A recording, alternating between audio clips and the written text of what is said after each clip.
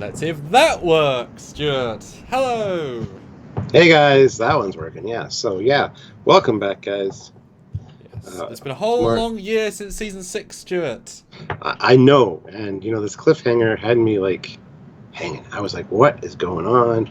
What will happen? Oh my god!" Yeah. And it's been so long. Yeah. But, I mean, I hear there might not be a season 8, so this might be our very last episode 1 of a season of TNG. So I'm excited to see all they have to offer, Stuart. And let's just set some audio. So I'm talking now. Let's see how you're talking. well, I'm excited to find out exactly what happens with Data and Lore, and then the new Borg. I mean, I was sitting here for that couple months of hiatus, however long it was, and I'm on pins and needles to find out what happens, as I'm sure all of you are as well. And the audio is fine, so that was easy. Good. Remembered it from yesterday. It's been a long road. Getting from there to here. I even actually said, I was watching this earlier, and I said, what happened last week? Like, last week on Trek... Basically, I made a joke this was last week. I was like, oh wait, no, yesterday. Yeah. Last time. A weekly content show, but no, but it does... I've had a lot of stuff to do today. It's been literally non-stop. I had 4 meetings today, if you can sort of include this as a Skype, like 4 different Skype discussions, meetings, things. So it feels like a long day since yesterday. I feel like I've changed a lot personally. The world has changed since we saw what's one day or 8 months, as was original. But last time on Trekyards, we looked at part 1. Yes. And we said things. We did things, and you guys also super chatted and things. So I did. So I'll let you discuss that while I swap around. Yes, might as well. You know the routine, guys. This is the part of the show where I tell you guys that super chats are great. They're a great way to help with the channel, get your voice heard, your question answered, all that kind of fun stuff. Makes you a good part of the community. We get to interact with you and just really enjoy having you guys around. So hopefully you guys are willing to do that. Also, check out all the comments and links down below. Lots of cool stuff. You can get some Trekyards merchandise by clicking our Teespring store link. Also, Eagle Moss. You can get some Eagle Moss ships at discounts with the Trekyards code. So lots of great stuff down there in the description. If you want to send us a PayPal, you can do that as well. And one of the best ways to help us out is going to be the new Patreon. Guys, go click that Patreon link. Donate for a monthly subscription, essentially. $1, $5, $10, whatever you guys can afford would really help us out in the long run. It's so little, but it means so much, and it all adds up. So if you guys can help, and that's a great way to help us actually is Patreon right now, because YouTube is YouTube, and it's a fickle mistress to say the least, especially with AdSense is what they call it, with the Google Pay thing.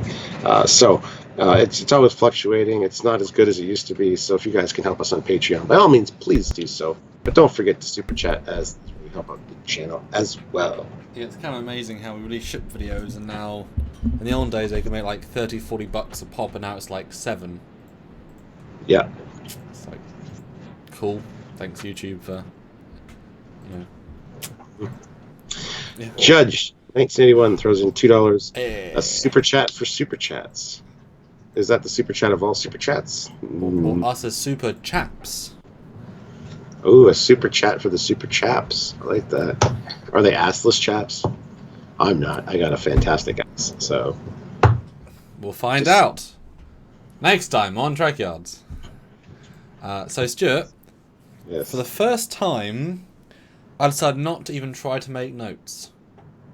I just watched it while eating dinner.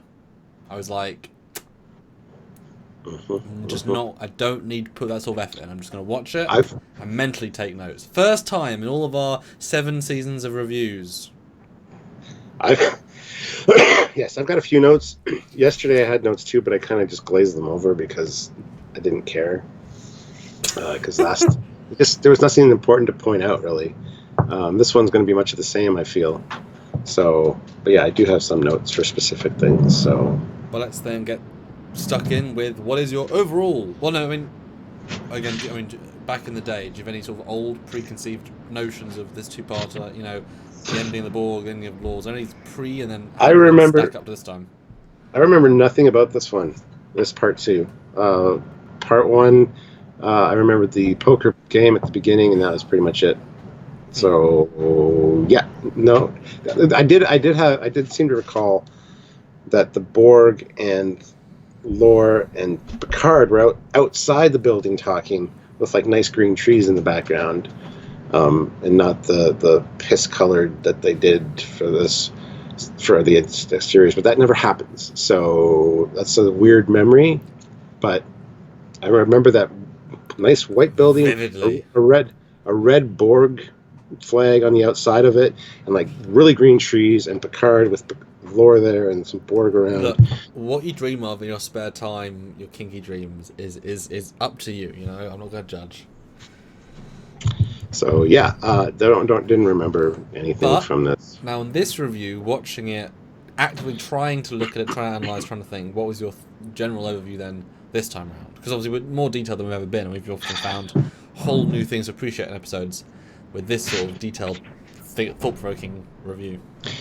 This one felt very claustrophobic, especially the scenes on the planet and the building. The sets were not great.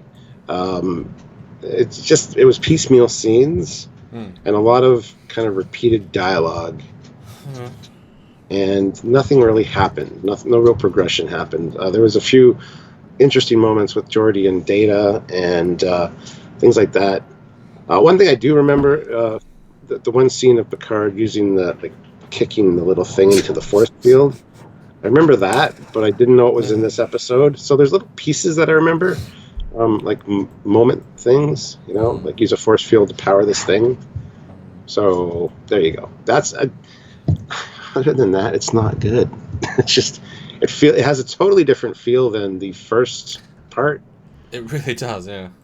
And there's a real disconnect there. Actually, I lied. There is other stuff I remember, but it's all the space stuff. With the solar flare that takes out the ship and stuff like that. I remember that, but I didn't think it was that ship, and I didn't think it was Beverly that did it. It's not a good sign, really. There's weird memories that I have with this. You reconstructed your own imaginative episode to try and fill maybe Data was messing with my neural network, Yeah. Joseph Petrick, 2 euros. Make Jeff pay. For fuck's sakes, not me. YouTube, I said Jeff. 75 people watching. Everybody hit like. That's Jeff. actually important, guys. Yeah, it is.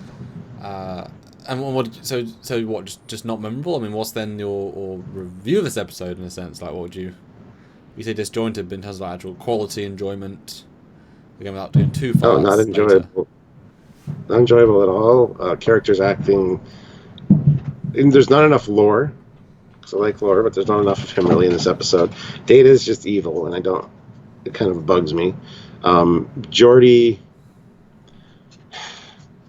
I mean, Geordi's all right in this one. Actually, this one, if anybody has characterization, I think it's Geordi.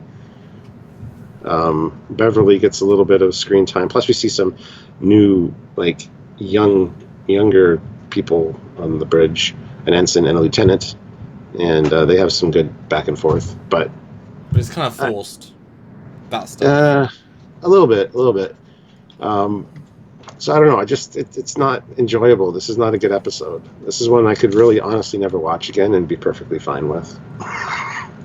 Yeah. That's rough. That's rough for me to say because I like Star Trek and I just And it's weird because this one I was watching the Blu-rays, and in both December Part 1 and 2's trailers, promos, the original ones from this back in the day, they're like, the Borg are back, Borg, and the Borg could be any race. They mean absolutely nothing in these 2 episodes, and in this one especially, it completely sidesteps anything Borgy, as to what they are, to who they are, and any effect. You could replace Hugh with, alien they met on this planet, an android. Well, it would be cool if they were all androids working with lore that he helped create, because he met another race of androids or something. Imagine if this was the mud planet. Harry Mudd's. There you go. Yeah, Harry Mudd's androids. Yeah. Yeah, that'd be fun. That'd be even funnier. As soon as a better version. I mean, the fact that they don't bring nothing of the Borginess gets brought into this, which could have enhanced it as a piece. So you wonder what was even the point. And honestly, this is so much. Hugh is not good in this episode. He's not added to. He's there as a bit player. All he says is expressional dialogue. He has no real motivation in terms of there is meant to be one, but it's not portrayed properly. If I was the actor, I'd be like, wow, I had a cool first one. This is a paycheck. This is just a paycheck. And the worst thing is he asks about Geordi once and then never meets Geordi again. It would have been nice to have a scene with him and Geordi together. That's his best friend. Yeah, what was the point in that setup and payoff if you're not even going to use it as a payoff? Yeah. No, this one, honestly, and I kept thinking, this one feels so much like a Discovery episode. It's poorly thought out plot, doesn't really go anywhere, bad payoff, not compelling villain, missed opportunity, missed potential, poor pacing, exposition, and then bullshit, technobabble that sounds silly. Like as soon as Geordi was saying about how he can make this pulse, this nothing pulse out of nothing, I'm like, no, you can't. It feels so disingenuous. Well, sir, I can cause this pulse instantly, no effort. Yeah. And as soon as they do the warp, the shield bubble, I'm like, no, that's stupid. Like there's levels of smart and effort. Like in Voyager, the same thing would take 2 hours, and then have to use 7 to design it and build it, and then it's just like, oh yeah, Geordi might have finished it. Beep beep. Oh, it's online. Beep beep. Turned on. It works. It feels so disingenuous and so lazy. It's so amazing Discovery. I mean, remember the scene where can we build a time suit? No. Well, yes, we can. With stuff from this ship, and it's easy, and it takes about an hour. Create a problem, create a solution, no impact. It's. I'm wondering, what were they thinking of making this episode? All I can think with this episode is they want to get over and done with to get to episode 2. Does that make sense? Like, what were they thinking? This doesn't add anything to anything, so they just want to get through it and be done.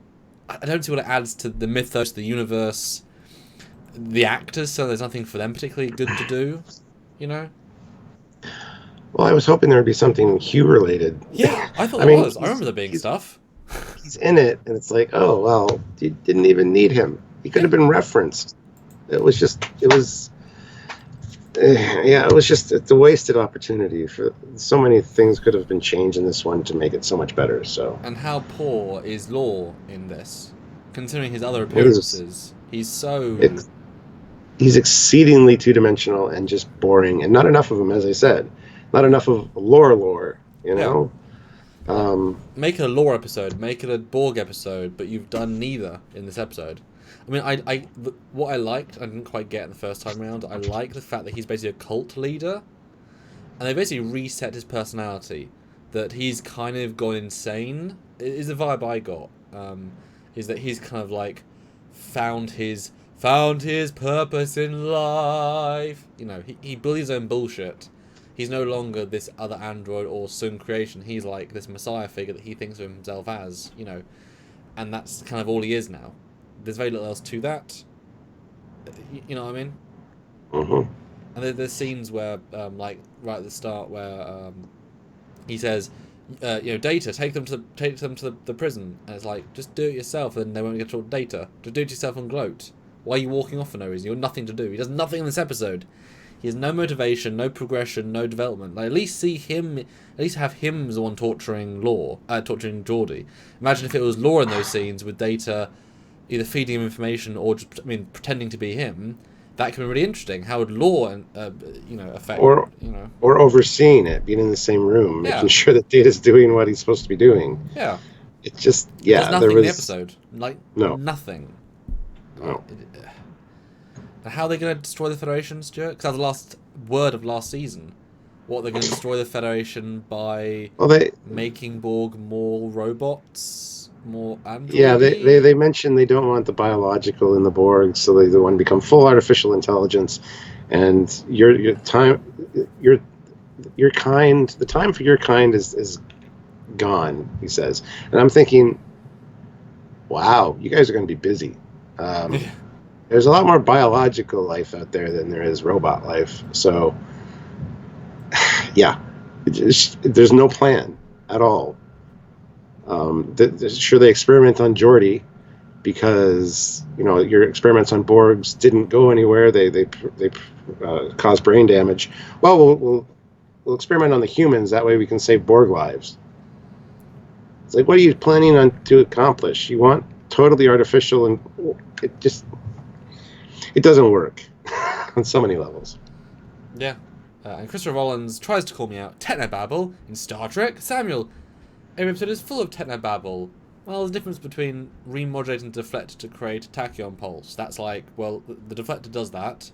You change the polarity, it does it differently. Whereas, how can we generate a thing with no tech? Let's pull a thing off a dude. Let's remodulate it even though it's this big. And it can do it instantly with no explanation, really. Like, there's a level of technobabble and just... Done by Picard being told what to do by a blind man who cannot see what he's doing. Having never seen the tech, shouldn't know how it works. Yeah. Well, it's a transceiver. Of course, they're all the same, right? No, not really. And it's the principles are the same, maybe, but... And it's a device that can do the exact effect without any repercussions on data perfectly to its exact signature. Doesn't affect law. Actually, why didn't it affect law? Why didn't it reset his ethical programming? Because he didn't have an ethical program, is my assumption. Or it was never fully initialized properly. I don't know. Wouldn't that have been cool if it also affected law? Like, he had suddenly a personality quirk, like... That would have been a nice swap, and then suddenly you've got this sense of, well, maybe not go good, but go more crazy. Maybe he can't deal with his own emotions and ethical, and that's the big payoff. I don't know. Yeah. So with the way this ended, with lore being disassembled, is it lore in the drawer in Picard, or is it B4 in the drawer? They both rhyme, so I'm happy either way. Well, I mean, Brent said it was B4. I know, but... But I mean, anyway, I can definitely imagine you get both. Yeah. I mean, that's certainly going to play a part, and it would be fun to see Brent playing Lore or B4 for a scene. I mean, even if it's just like you imagine like not a flashback. Well, no, do it like computer record, because it would kind of make sense for them to write in the ending of B4, and then you can get to have like on a computer monitor de-age Brent, like actually de-aged properly in the uniform, saying, well, acting as shitty as B4 did. Because it was not very interesting. Dreamer out there puts in $5. Pretty sure this was the first appearance of the 24th Century Type 3 phaser rifle outside of a specific TNG magazine that showed off a bunch of TNG designs. That I couldn't tell you, but yeah. Well, I noted that last week or yesterday, but then nothing happened. Nothing. It wasn't used. Let's get into it. We've basically talked about every plot point. Yeah. Already. Well, these scenes are going to be quick to burn through, I think. All right, so it starts with where we left off, with Lore and Data. And then Troy says the stupidest fucking thing. She's like, Data, I can sense feelings in you. How? And Picard's like, you gave him the emotion chip? I didn't give him the chip. I still have it. I wouldn't want to give it up. I want Data to tell us what's happening. I'll tell you everything you need to know, he says. Now... he says, and Picard's like, how about that, Data? He won't even let you talk. It's like, you're not going to drive a wedge between us, Picard. Even though in a moment, even though Law says he's not going to talk to you, Data does expound upon the plot. Yes. It's...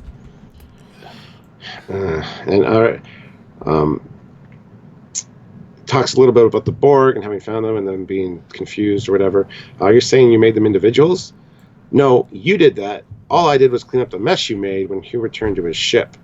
So yeah, I think it was probably just one ship that got infected, and then the Borg cut it off, would be my guess. Which is very antithetical to the idea of what happened in Borg, where they went to find one ship.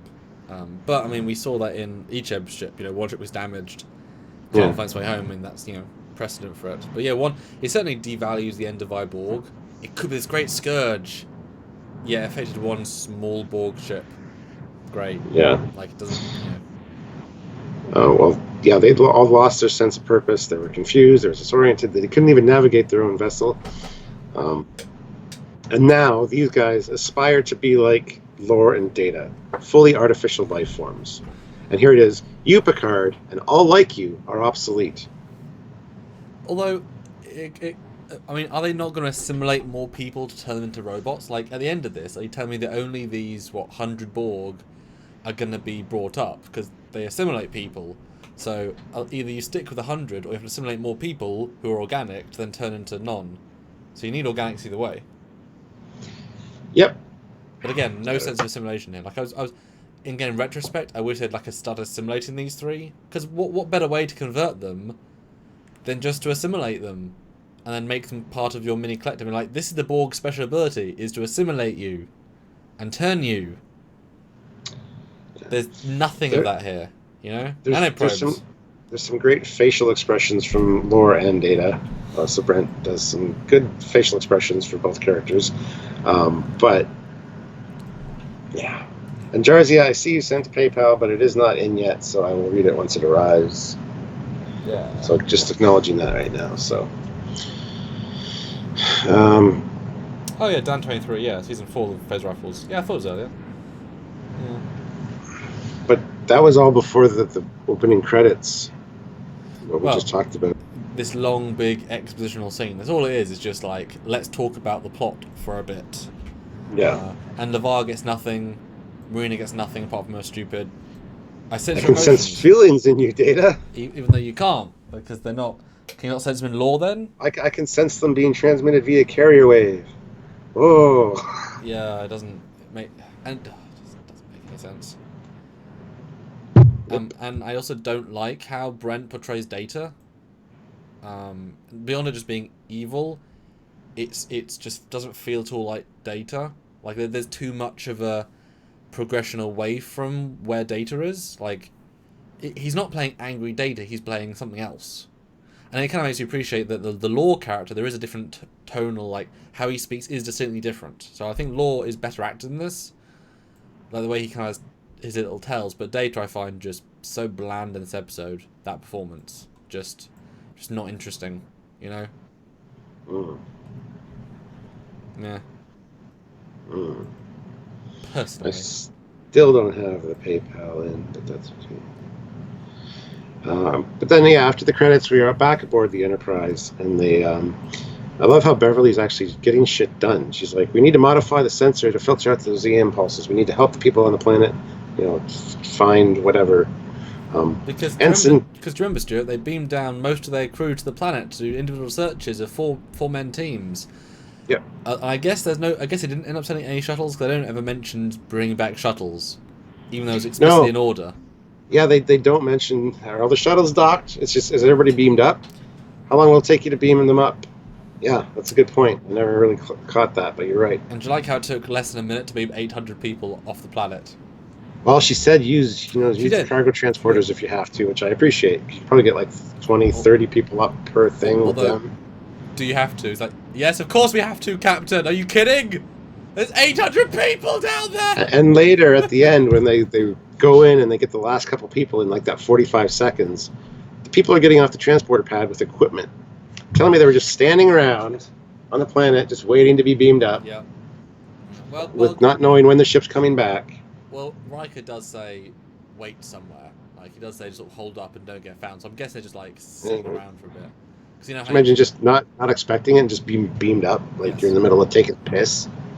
And also, it's amazing how, again, of course, skipping around a bit, but it's such an episode where you just kind of, even that same scene when she's like, right, raise the shields, because you can't stop beaming. What if someone's mid-beam? Because the transporter guy are like, oh shit, I've lost this pattern buff on the guy's dead because you didn't warn me you're going to turn the shields back on. Jesus, Beverly. I'm pretty sure there's a safety interlock protocol that once the shields go up, the transporter either cancels the transport or stores it in the buffer or something. There's got to be something like that in case of emergency situation. I wish there was something like just Tree for turn the shields back on. Okay, sir. But yeah, 800 people, and remember that was a big plot point of last episode, just to get them off the ship. I know there was the report that the people were saying that originally, if Gates or Marina hadn't come back, they were going to crash the ship and presumably thereby not kill most of the crew. But having now watched part 1 and part 2, they beam them all down, then beam them all back up again. If you watch them side by side, about 10 minutes of screen time, it feels so pointless. Just beam them down, do nothing, beam them all back up. Great. Mm-hmm. It's like, what? Okay. But we get introduced to Ensign Tate, who was just posted 6 weeks ago, and now she's working at Tactical, something she never thought she'd be doing within 6 weeks of being on the ship. So. And then you learn later she's actually a science officer, and so you would think they would have more than one. You'd think they have one tactical officer left on the ship, you know, skeleton crew should have at least one operations officer that can road tactical, but they sent all of their security officers down, every single one, so no one qualified to run tactical as in tactical. They had to have a scientist run tactical.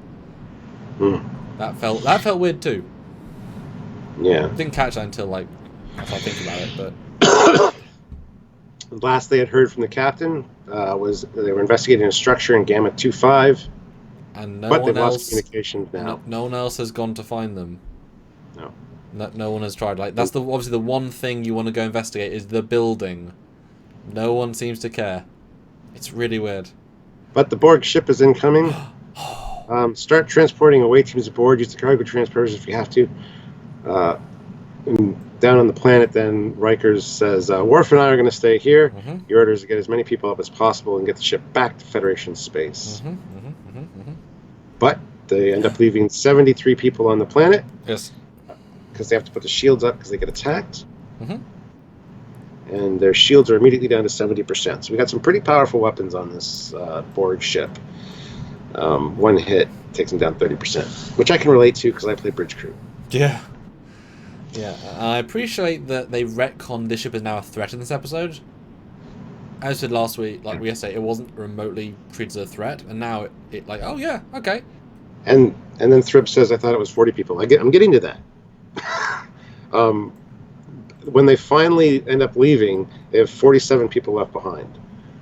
But there were 73 when the ship appeared, and by the time they got the ship appearing to attacking them to getting their shields up, they got off. So there's only 47 left. Yeah, the last 3 seconds was important. Yes, and you got to assume that every transporter room on the ship is doing it. Yeah. Not only the cargo transporters, but the other transporter rooms, because there's like 6. Yeah. Plus a bunch of cargo transporters. Well, like I said, a skeleton crew you would assume is under 200 people of the 1,000. I mean, because the implication is they're not just sending. They're sending like botanists. They're sending just people down. It's not like they're sending the security teams. It's skeleton crew. So they're beaming, I assume, 800 people up in about 5 minutes. That is like a task. That is like emergency. But I mean, we've done an episode on transporters and other such. Aren't there provisions specifically as like emergency evacuation like procedures where it's like really efficient and really quick? Yeah, absolutely. So it's doable, but I wish they'd mentioned that. Like, great, you've got 800 people. Like, you don't get the sense of scale here. I would have liked to see like a cargo transporter with like 30 people also materialize and then get off the pad and another that would be sick to see. And they're like rushing off because time is literally people, you know. Yeah. And I will say, you know, we said yesterday, that Captain Beverly's a terrible idea. But I think all things considered, Gates did a tremendous job acting as a leader. It's just she's not given good stuff to do. But I think she acts the hell out of it, so good job her. And you know, you can see why she does have some natural leading chops for Pasteur, if she's given a script or a scenario she can get herself out of. So I give her all credit; she really did excel. I think. Yeah. I don't think they realised how good she was going to be, honestly, as that. So good for her. And Jeff Jacobs puts in $2, 50 likes. Awesome, 109 watching. 100 should be easy. Okay. Guys, everybody hit that like button. Riker makes the point, though, if Beverly does get back to Federation space, it'll still be a few days until Starfleet can get any ships here. Because remember, they're 65 light years from where they were. Yeah, do you remember how I said to take more ships to high war? That would have been good. Yeah. Until then, we're on our own. Yeah. And what did you think of this new crew member lady, who obviously gets the prominent guest spot in this episode? She's all right. She's competent, which I like. She's not like, fumbling over herself like, oh, I'm new, which, she's got some, uncertainty, but it's portrayed really well, and I like her character. So I think she was done fine. Considering what she's been given, ensign of 6 weeks experience, probably hasn't even she's probably been to the bridge like once as part of her orientation. You know what I mean? She has no reason to go to the bridge. So now being given this console, she has the most basic rudimentary knowledge. I like how I handle it. It's like, I know what I'm doing. I'll make it work. It's fine. I think they're trying a bit too hard with her. But, it would have been nice to bring Geordie's, second-in-command lady from season 5 or 4. That should have been a much better choice. Give her a higher rank and bring her back. What was her name? Gomez? I think so, yeah. I mean, she would have been, like, obviously bring her back. This would have been a great little role for her. It would have been almost identical in terms of fitting in, but more experience, you know?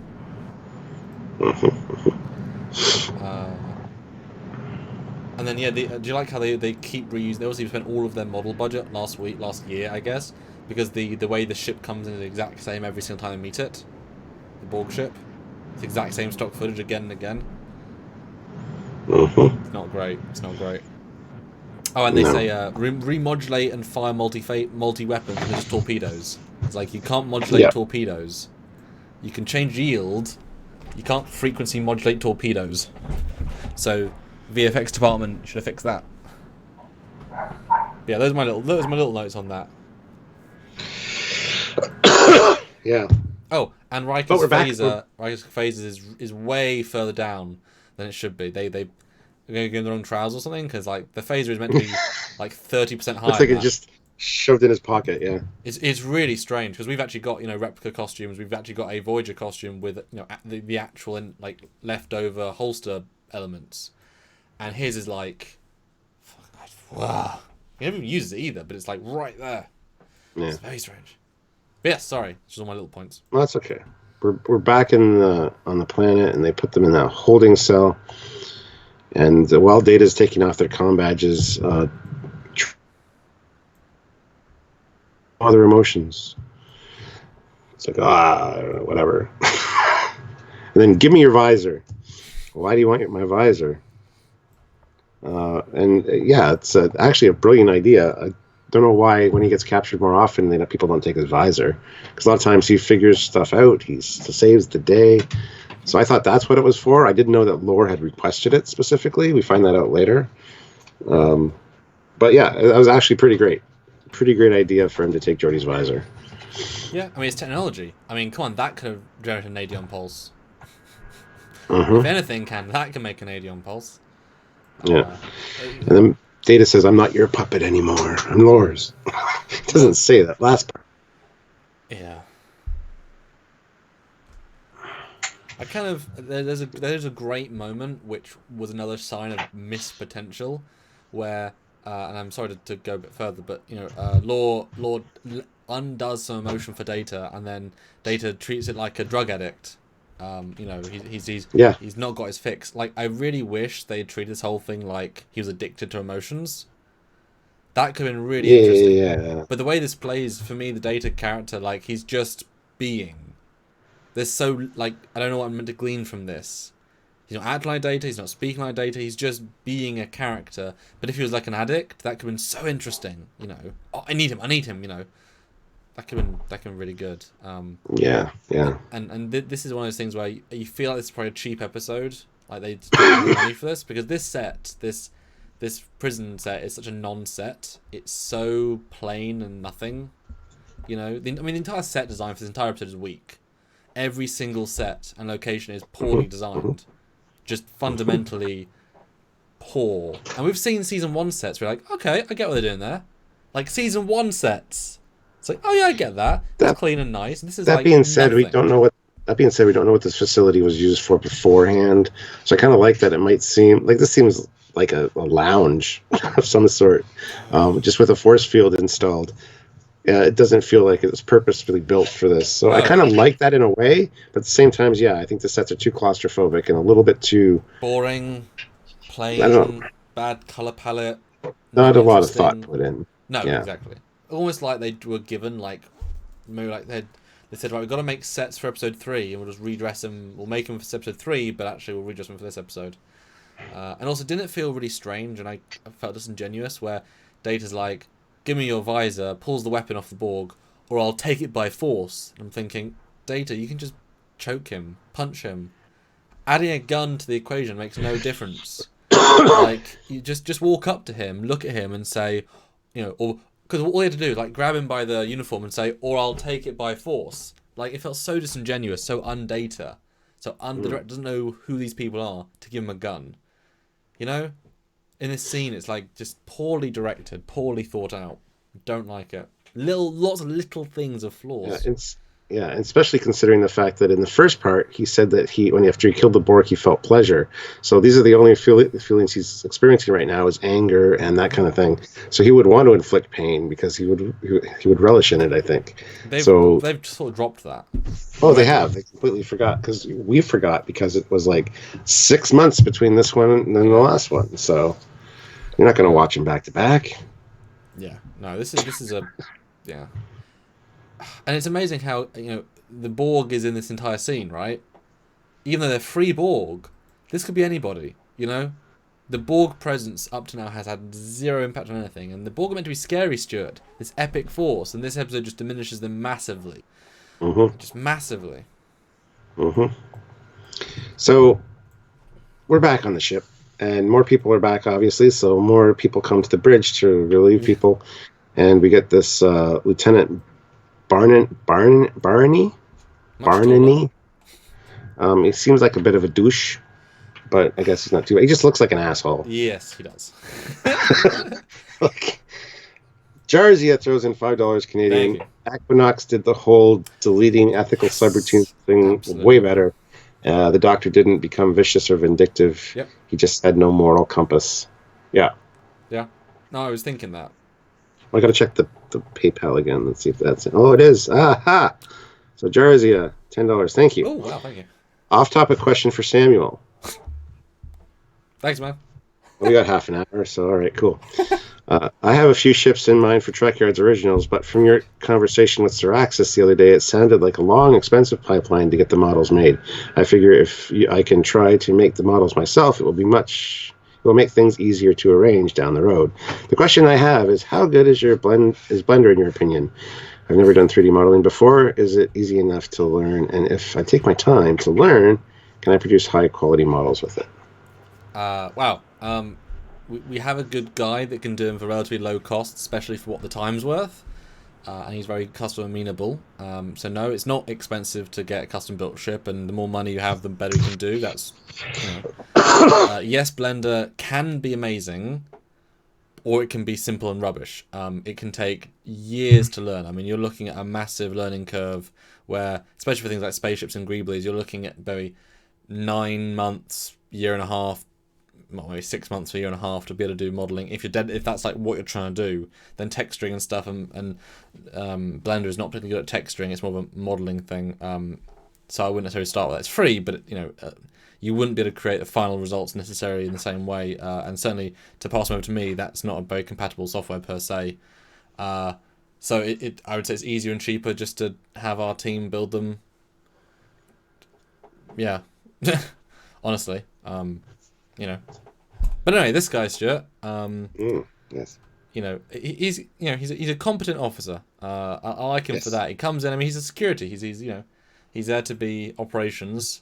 And I just by the look of him, though, I expected him to take over from Beverly. Like, oh, you don't know what you're doing. You're just a doctor. I've been at the battle of whatever. Yep. But he doesn't do that, and I really appreciate that. Yes. Because he looks like the kind of asshole that would. Yeah. But he does his job. He doesn't even offer his opinions. He's just there to serve, actually. Yeah. He's very passive. Again, Beverly legit. I mean, I wish there was a better subplot for Beverly. She does good. She does good, her.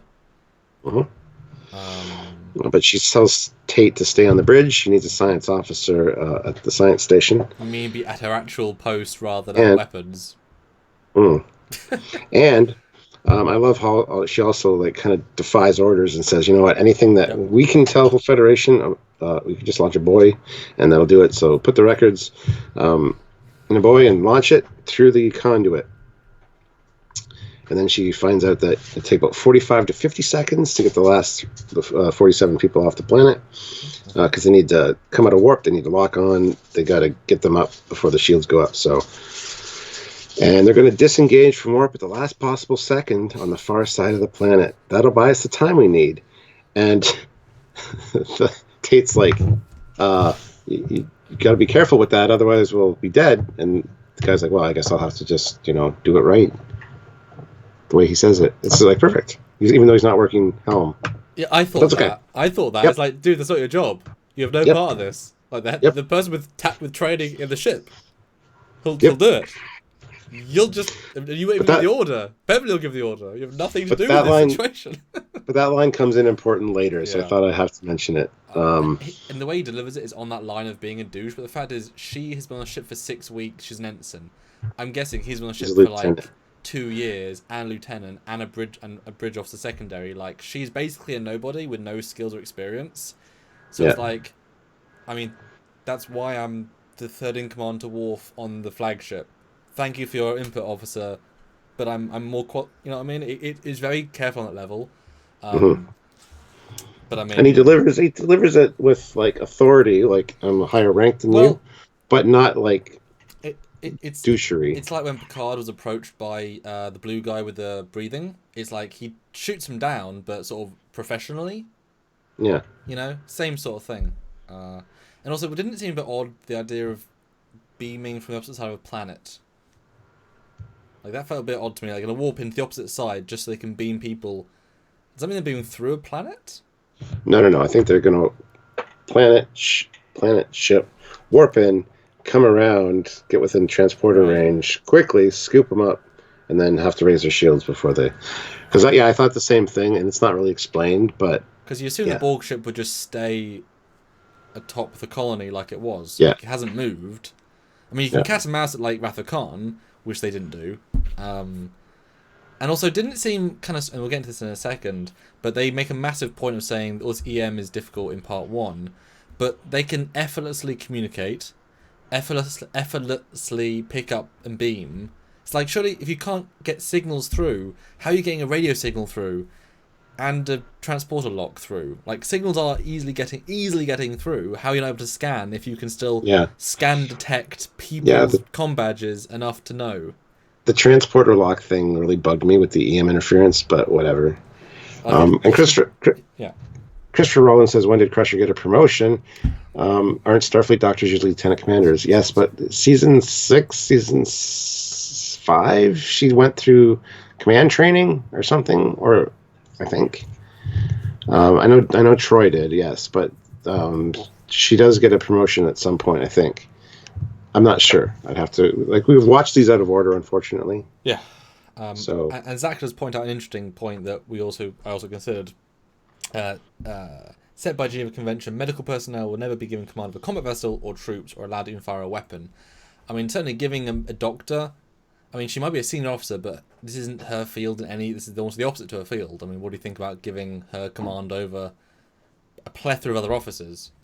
Well, she's a commander, so she's like probably the highest ranked officer on the ship at this point, because they didn't send her down. She's theoretically not in the chain of command, though, to take command. Well, if she took command training, she is, though. That's the thing.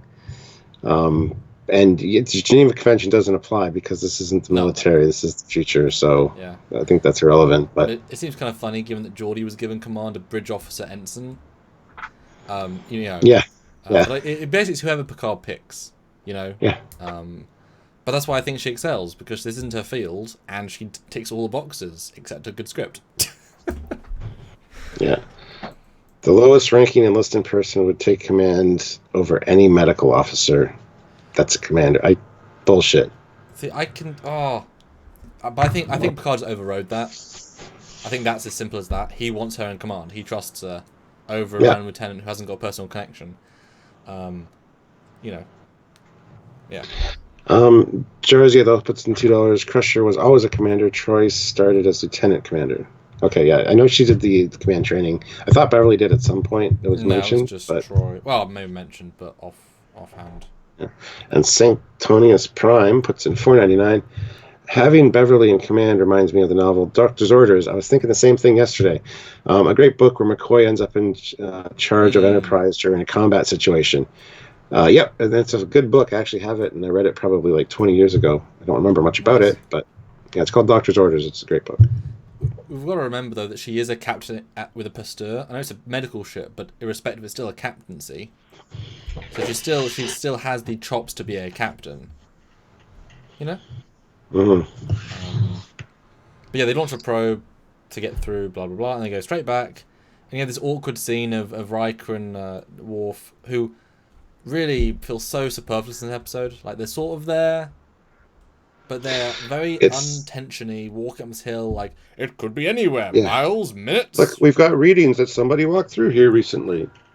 It's stupid. And it's not because they can't detect anything, but they can detect heat signatures if they're there. And they're definitely human. It's like, what? So should they could detect Borg then walking around if they can detect heat in the air? Because there's also Borg right near them. Either can't scan or can scan a bit. And what are they going to do? Like, just like Picard and the team, they're walking into a situation basically unarmed, in the sense of being outnumbered. They know no information. They know nothing except Picard is in this building, probably. That's all they know. They haven't seen a single Borg. They haven't found data.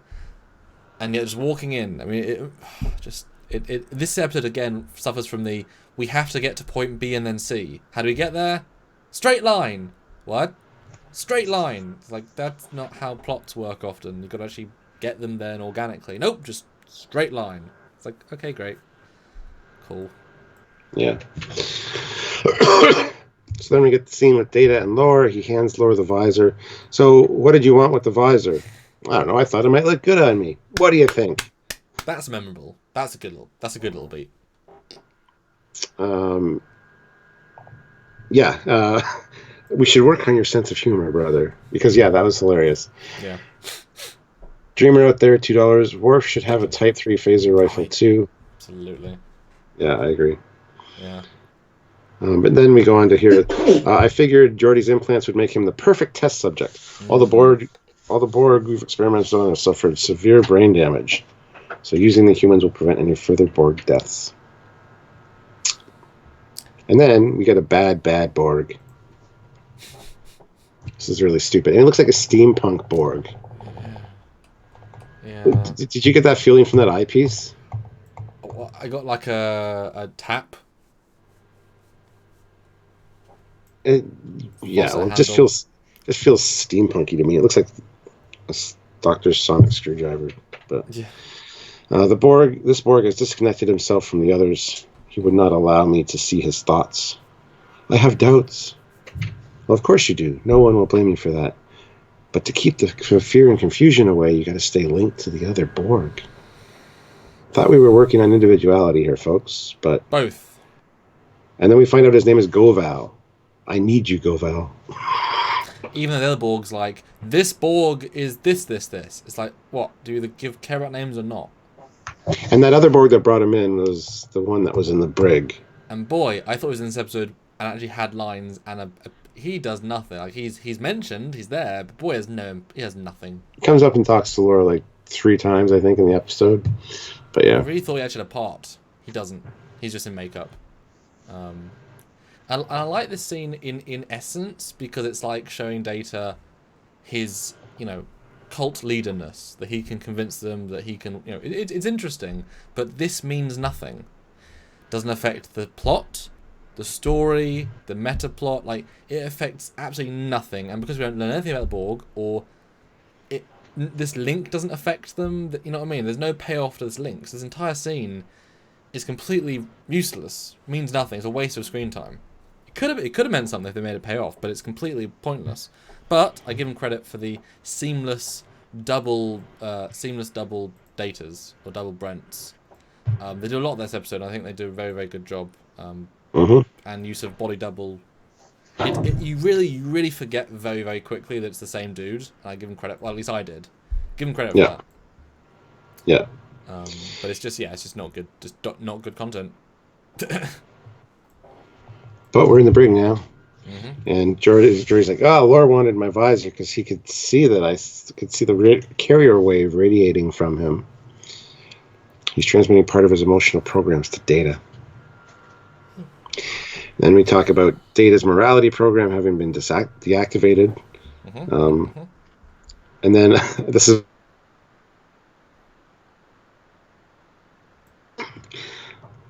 because this is how do we generate a Cadion pulse? But yeah, Cadion pulse will do it. It'll reactivate his moral subroutines. It'd be one of thousands of programs running. He won't even notice it gets switched back on. Yeah. and then this doubles down on where I said last week how this entire situation hurts the Data character, because if you can just turn back on his ethical programming with a pulse, it's just on and off switch, then he's all this evolution, this growth. You know, in Nemesis, if Shinzon had just turned off his protocol, he'd be an evil, you know, that's it. He can't override them. There's never a sense that Data can choose to be ethical. There is, Data has to listen to his ethical programming, and it can be corrupted, it can be changed, it can be turned off. It really hurts the Data character, because I was kind of hoping that he would learn that he, you know what I mean? Like maybe they would say there'd be a payoff right at the end where Geordi says, "Data, did you get the Nadion pulse? What Nadion pulse? Oh wow, he did it himself." You know, that would have been good. It really, and it's so easy and it's so effortless and it just doesn't help anybody. Makes him sound like a robot, and he's spent 7 years or 6 and a bit years trying to tell us he's evolving. Nope, just a robot. Everything's programmed. You know? Yeah, that's a good point. Yeah. This is a retconnable episode, honestly. Just take it out of the canon. Yeah. But more Worf and Riker awkwardness. They see the Borg, and then they see the building, and then they get caught. And they don't see a Borg around the tree. But it's by the rogue Borgs. Yes. Because it's not the rogue Borgs, it's the rogue Borgs. Because they're underground. Yeah. And then they take him to Hugh. Who's so small. And it's like, hey, it's Hugh. Why are you here, Commander Riker? Hasn't the crew of the Enterprise caused enough damage already? It's like, good line. Love it. Yeah, we're here to fuck your shit up some more. So, be prepared. But we learned from Hugh that the Borg had differing ideas on how to proceed. And they could not function. Some Borg shut themselves down. Some even starved to death. This is before Lore found them. We wanted someone to control us and to show us what to do. And then they ran into Lore, who began experimenting on them. And then Hugh says, "Tell me about my friend."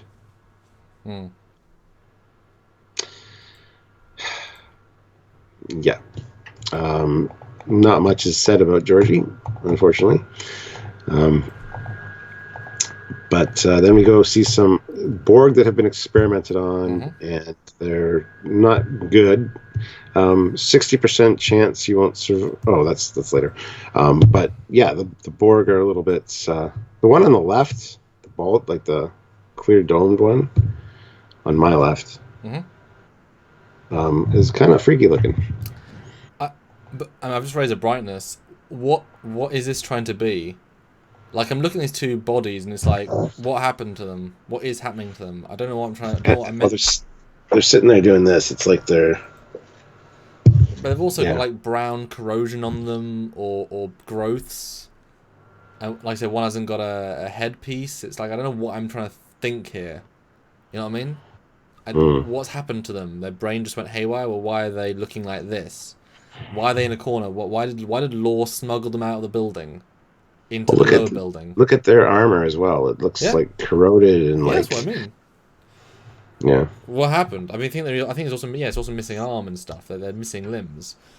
I just don't understand what I'm meant to be seeing. Like, what I'm meant to feel from this. There's no concept of what they're doing for me to feel anything. It's just weird, you know. Another fail. But let's jump back because you went through quite a lot of stuff there.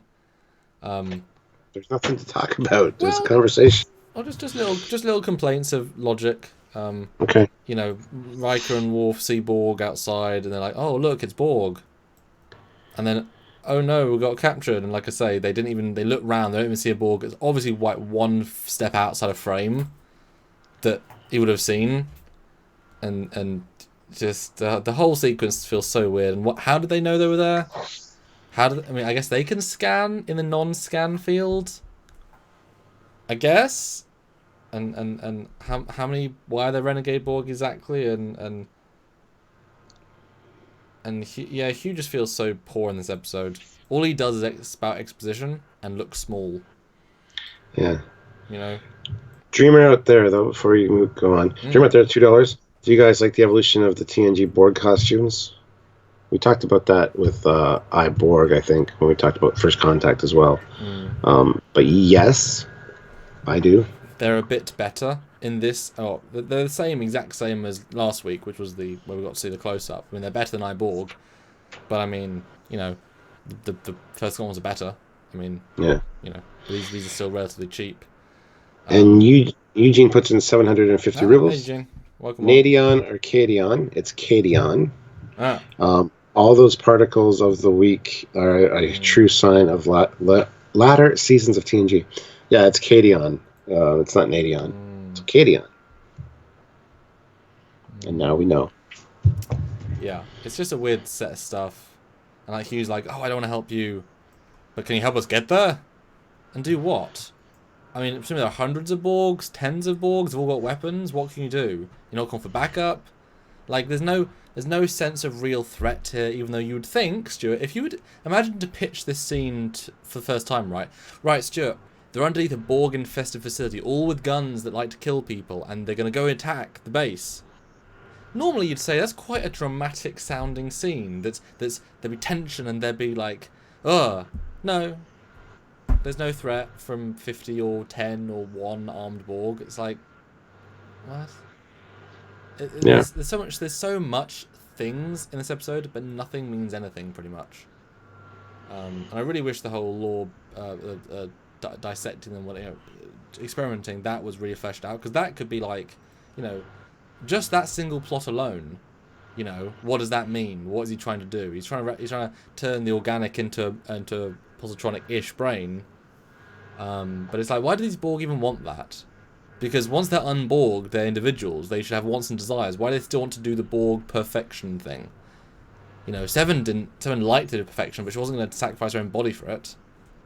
And why is Hugh regressed? Why? Because Hugh talks about these scenes as if, yes, I was lost. It's like, but you had a couple of days where you were free and you've got to have your own individual thoughts. Why, after 20 minutes back in the collective sort of, you then exactly felt the same as your people? Because they talked about that in Iborg. Once he gets back, they're likely going to erase his memories anyway. But maybe a hint of that individuality will survive. So that's what would be my guess, that the Borg reformatted his processors or whatever, and the individuality managed to slip through a little bit, because they explain that in Iborg. Because either we erase his memory or the Borg will. Either way, it's the same thing. So what's the sense of sending him back? Well, the problem is, they didn't wipe his brain, because everything in the scene is about him knowing them, what happened, Geordi.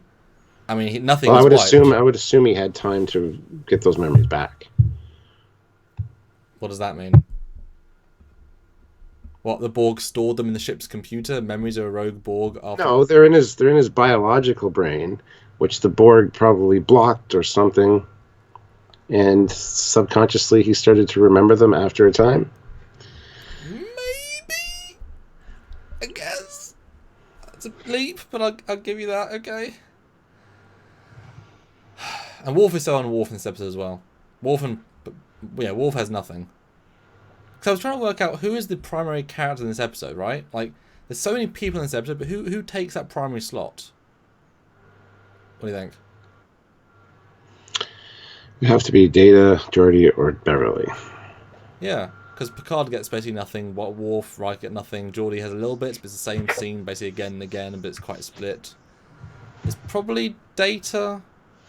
It's obviously Brent, but yeah. Yes, onto what I think is another memorable moment. Data walks into the torture chamber, pretending to be the English one. I kind of wish that ruse went on longer, because it was great. He's like, nope, just me, Geordi, hiya. It's like, oh no, tricked me. We're going to take over your brain. 60% chance you won't survive the procedure.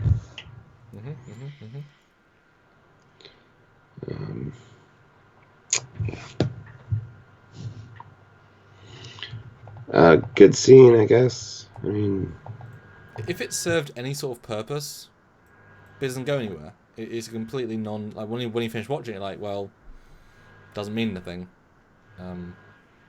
Yeah. Okay. I didn't have any notes for early.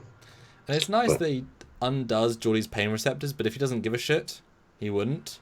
That would be the thing he wouldn't do. You know? Yeah. It's a poorly thought out scene-ish. Moving on. Yeah. Oh, the next poorly thought out scene. Oh, yeah. Help me. He tried to escape and ran into the force field. He's in neural shock. All right. Why is he so far away from the fucking force field then? Anyway, if he dies, Laura will blame you. Oh, well, in that case. Yeah.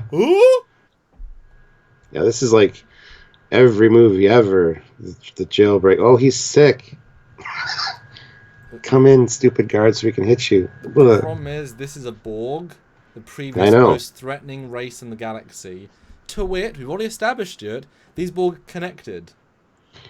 So he would be able to confirm with the others if this is a thing or not. But this is played for such a... Like, this is any race. This shouldn't have been Borg. This was the biggest mistake of this episode, one of many. This scene plays so disingenuous. It's as if the director-writer didn't know what Borg is, and didn't even know what a free Borg is. Because this creature's neither. You know? It's just nothing. And then what happens Freeborg, is that a song? Like yes. Freebird? Oh, yeah. Well, then Picard, like, rips the thing out of his neck or whatever. And the guy goes down. He pulls off the weapon off his arm and reaches for something else, which you don't see. But then she immediately goes out to make sure the hallway is clear, and she runs into Data, bringing Geordi back. And it turns into, drop it or I'll break his neck. Really bad timing. Any other hour or minute would have been fine. Really bad timing. Mm-hmm. And just like how the Borg behind him don't react at all to a hostage with a gun. Just like, don't care. And neither of them knew he was knocked out either. Connection, great. But he puts Geordi back in the cell and leaves. And then Picard's like, oh, I took a transmitter from the Borg. Do you think it's possible to use this to generate a Cadian pulse to reboot Data's morality programming? Well, yes, and I'm blind, so I'm going to talk you through how to do it. With tech, I don't know what it is or how it works. Yeah. Or I literally said bullshit in the scene. It's just it's the epitome of bad sci-fi writing. This entire bit, everything wrong about bad sci-fi is in this entire sequence. At least I appreciate that Data's little reaction as she comes out is like, what? Ugh. Get back in there. Like, I like his like genuine. Like, this wasn't a trap. It was just like, oh shit, you actually escaped. Yeah, don't go back. Like, I like the genuine. Like, I like that little bit of direction, but yeah, and just that tube pulling, it just plays so stupidly. It's just. Well, he was the cutest. He does know what to do to deactivate them, I suppose. Every single Borg, tubes equal death. Mm-hmm. Great. You just see them walking around their ship, getting a tube caught on one of the alcoves, and workplace accidents kill thousands of Borg each and every day. There's a Borg subset that wants less. There's a Borg training. There was a Borg training video. Pay attention to your tubes. Yeah. Love it. But we're back on the ship, and we're going to be within transporter range in 16 seconds. And they come out of warp, get everybody aboard, but 6 people are still unaccounted for. And we know who they all are. And this scene feels really strange because you can tell they basically had no money this episode because they're saying these things and then they shake because they happen. I think this was built. This episode was filmed. The last part is I think it was all shot together to wrap up season 6. Because, like I said, it feels very much like end of the school year kind of. I want to get out of here. I mean, I know they obviously were renewed for season 7, but that's a hell of an addition to production. But the fact is, they look so similar. The sets look so similar. But it also cuts time off of the beginning of the next season. If I was doing a 2-parter. Because they did that with Best of Both Worlds. They filmed just the part 1. Yes. And then they wrote themselves into a corner. So all summer they had to figure out a way to get out of it, which they did well. But from then on, it would make sense to have a plan together for the whole story and just film it all. That way you save production time at the beginning of the next season. The problem with that is that because it's technically a different season, the actors aren't signed up. If you're not, that's like Beverly and Gates, they weren't signed up for the next season, so you can't have them in the episode of season next season without paying them the next season cost, because they're not technically, legally you couldn't do that.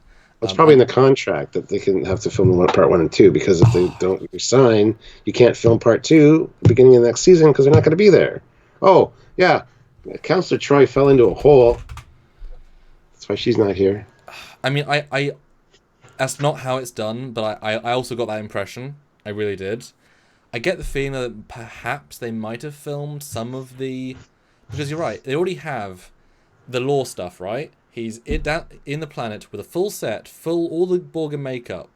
You're telling me you're just going to stop filming and not write the rest of the scene? I mean, all that setup, just film the next 10 minutes of the next episode, and they could save themselves, what, hundreds of thousands of dollars in resetups. You know? That's what I mean. So that I could buy, because the Gates stuff feels so like filmed later, or filmed even in the break. You know, this stuff could just be... I mean, it's so superfluous in a sense that this could be filmed... And even the Riker stuff, I mean, honestly, yeah, I could imagine maybe even the data law stuff, that was filmed... I can't imagine it really was, but that stuff they could have filmed the year before. And then the other stuff was like, well, let's put other stuff around that, and, you know... Yeah. Jarzia, though, throws in $2. The Borg put that sign from the Picard trailer up. Oh, yeah. No workplace injuries since... Yeah. Yeah. But yeah, they beam them all up. And like I say, I don't like the fact that they talk about these things, but you don't see any of it. Yeah. Drop a warp close to the planet, they come in, the ship attack, all this stuff, and it's so flat when you just stay on their faces. It's all of a sudden, we lost warp engines. It's like, okay, well, now you can't warp out. But you see them get hit or whatever, but, I mean, anyway. Head directly into the sun. Yeah. Because remember, that shot of the Borg coming in is the same shot from earlier and in part 1, so they haven't even splurged any more money there. Well, the scene of the Enterprise going by the Borg ship, though, was pretty cool. Yes. That was cool. The scale actually works really well there. Yeah. Yeah, so they go towards the sun, and this is we hear about metaphasic shielding, which Geordi had been working on. So the stuff was in the data bank. I mean, I remember this was from the episode where is a whole episode about it. It was that one with the scientist. So I love that, but certainly if you only watch this episode, it plays off as just this cheap, easy thing. Because did they work in an episode? But I think what happened is the Ferengi tried the metaphasic shields, but someone actually, then the Cardassian sabotaged the shield, so they did actually work, but it was sabotaged. Yep. Yeah. So if we had metaphasic shielding, we could enter the sun's corona, and the Borg ship couldn't follow. So they do so, and then the Borg ship just decides to wait for them to come out, which you would do. So they're kind of in a bit of a pickle at this moment, but I do like seeing the heat on the ship rising, and then they activate the metaphasic shielding, and it cools down. It's beyond easy. I mean, in effect, there's some cool Elcars displays, so I like it. Yes. But it literally is like 6 button presses. Yeah. I mean, that easy. No tweaks. I mean, I know in the scene later on they say it'll be gone within 2 minutes, so there is certainly a limitation factor, but I wish it said that up front, like, these might only hold for, 10 minutes or something, but it's just... Well, Tate even said she was a specialist in whatever. Well, that's for the next thing. That's the next thing. That's for the solar flare. Yeah. Well, it's still solar dynamics. It's still kind of the same thing. Radio, look out. Tower radio puts in 2 pounds. Thank you. Should have brought in a new alien villain. Weak Borgs. Yeah. New alien villain would have been good, but everybody at this point was asking, you had this big baddie for the end of season 3. They were menacing and scary, and now they're just nothing. So where's the Borg? So they brought the Borg back thinking, Caveat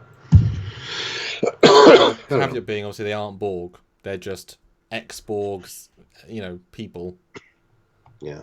They're not actually Borg. And I do like the new shots of not CG, but of miniature work. But it just the fact is they're so close, it sounds like nothing, But then again, obviously, you can fly around the sun at warp and go back in time. So, I mean, the Enterprise can also handle, and a bird of prey can also handle the sun. One of those little conceits. It just feels so easy that it's just. Yeah. And Ronan Fahy puts in €5. Thank you. That lieutenant is also Joe Brill, the guy who sabotaged the metaphasics shielding. Oh, is he the? Does he play the Cardassian? What? He looks like he could play a Cardassian. Okay, let me go in because that's a pretty radical thing to. Yeah. Let's see.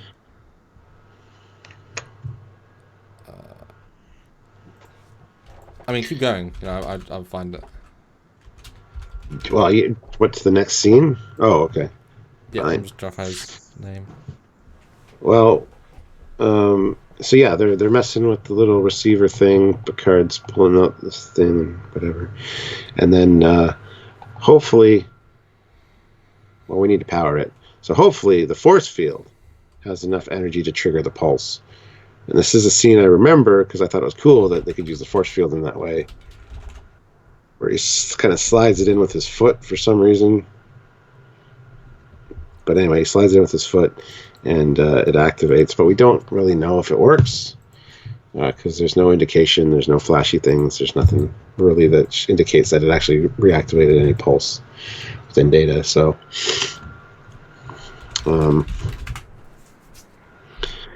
just waiting for the force field picture. So, yeah, and this prop close up, it just looks so weird. Like, really? It's like a USB stick that they just took the casing off of. Yeah, they had no idea what they were doing there. There's little cylinders that can come out. But yeah, so this actor's actually in a lot of things. He did play Joe Brill, the male Trekyards scientist. That was an episode, so he must have been kind of funny. He's the one that faked his own death. That's what it was. He's the one that faked his death. Okay. But he's actually he's the one that designed the shields, I think, which is pretty cool. That's a nice little Easter egg. And then later on, he played in this guy. Then he was Tosin in Star Trek Voyager, episode Fair Trade. Which one was that? Season 3 episode. Oh, Tosin is the no, that's Lilas. Tosin is somebody. It doesn't really matter. And then he played 2 episodes of Deep Space Nine, both playing Ikatlia in 2 episodes. Then he kept being in Star Trek. He was in Klingon Academy, the video game, as 4 different characters. In Starfleet Command 3, as many characters. In Star Trek Enterprise, as you'll never guess. He played Future Guy. Oh, really? Yep. That's awesome. Humanoid figure. Humanoid figure. In 6 episodes. So he was the body double man that came in to play and it says the voice uncredited in 2 of them. So it might have been all 3. So he's Future Guy. The Future Guy is developed metaphysics shields, whatever they're called, and also was a lieutenant. Cool for him.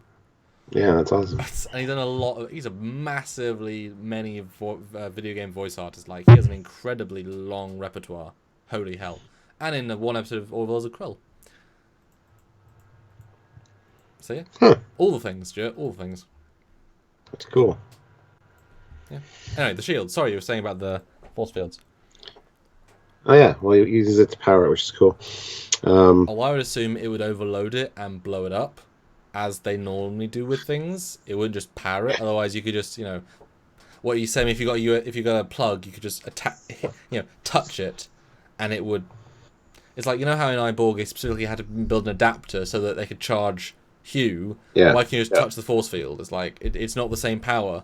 You don't even know what alien race this is. It's not Borg tech, unless this is maybe it's a Borg tech force field that can charge a Borg tech thing. And you tell me that Borg can just charge on a force field.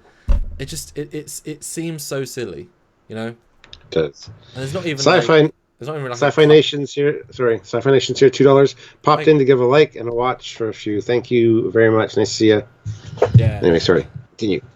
There's not even really a specific edit where you see data be affected by it. It's just kind of gradual, so it doesn't even play like a cool moment. It's just like yeah. Moving on. Well, yeah. This is where we get the story about where they went sailing, and you sunk straight to the bottom. You didn't. He says, I didn't have enough buoyancy to get back to the surface. But isn't insurrection? Doesn't he have a in case of emergency flotation device. Maybe they installed that after the fact. I mean, lessons learned. Because you had to walk a kilometer along the bottom to get back. It's a great story. Took almost 2 weeks to get all the water out of your servos.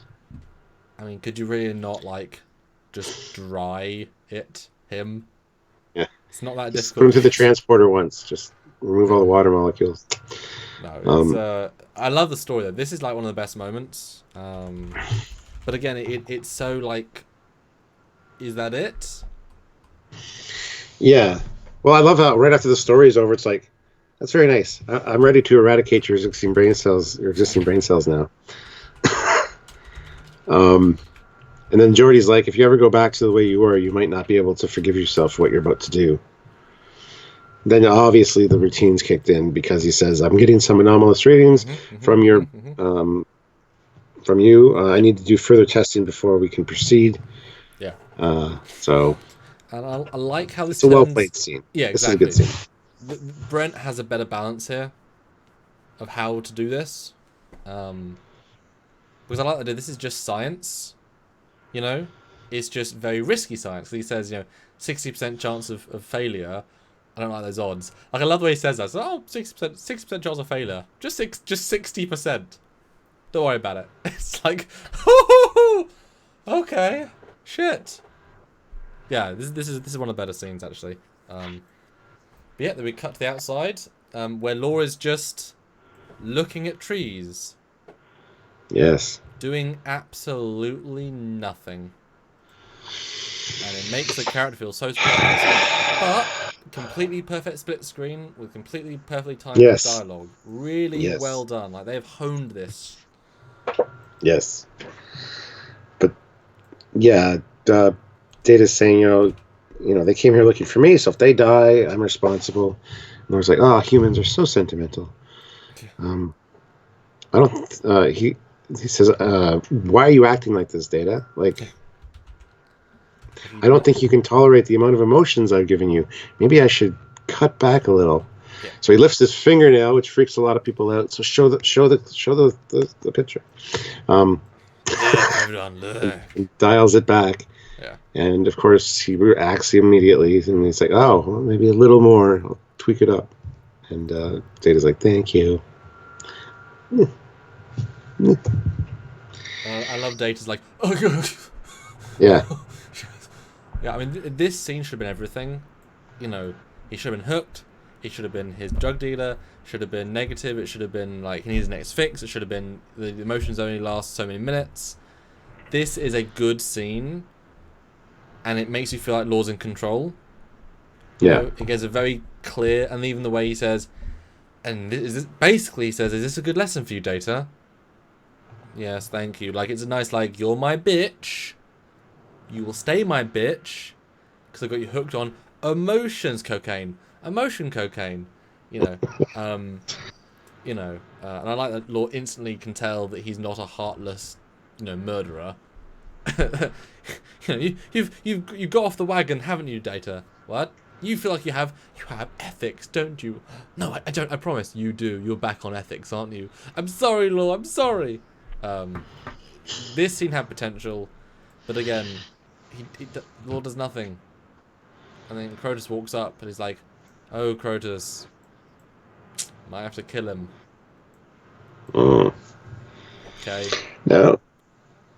Did the original TNG have such crappy filtering over these scenes, or was this enhanced for the remaster? Because I don't remember it being this ugly. Yeah, these never look good. These never look good. Let me go back. Well, it's semi-blurry. James McGill. Yeah. James McGill puts in $4.99. Oh, yeah. Borgs, a faceless hive mind with strange alien tech, becomes Star Trek's scariest villains.